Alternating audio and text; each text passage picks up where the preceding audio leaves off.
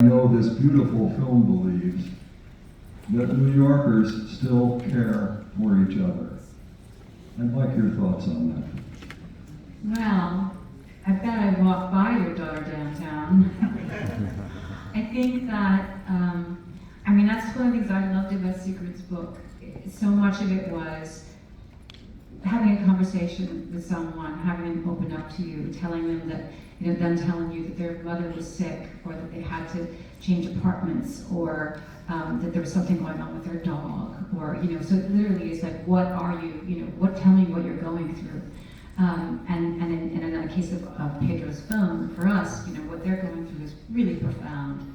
It's sort of the last stage of life for someone, and it's someone else, being with them and witnessing that. And I think in New York City, that's a constant. If you choose to live here, you're choosing to be among so many people and a population that's so diverse and so interesting, and you're not just with them, you're physically close to them everywhere you go.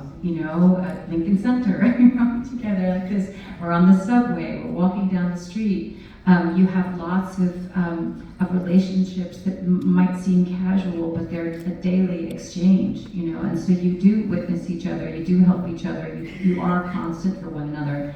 It's funny because when I met Sigrid, I was so, having read that book, I was so convinced I knew where her apartment was, because she talked about living downtown in this one. I said, I know that building.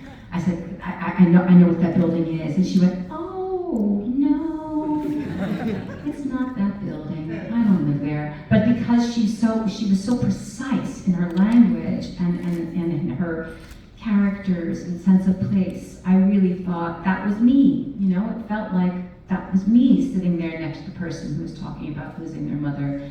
And I think back to what you're saying about movies and books too, is that's once again, that's that representation for us. There's another human being there. It's a way to see your life reflected.